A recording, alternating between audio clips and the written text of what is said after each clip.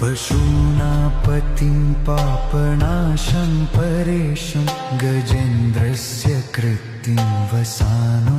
वरेण्यं जटाजूटमध्ये स्फुरत्काङ्गवारिं महादेवमेकं स्मरामि स्मरारिं महेशं सुरेशं सुरारातिनाशं विभुं विश्वनाथं विभूत्यङ्गभूषं विरूपाक्षमिन्द्वर्कवहमनिनेत्रं सदानन्दमीडे प्रभुं पञ्चवक्त्रम्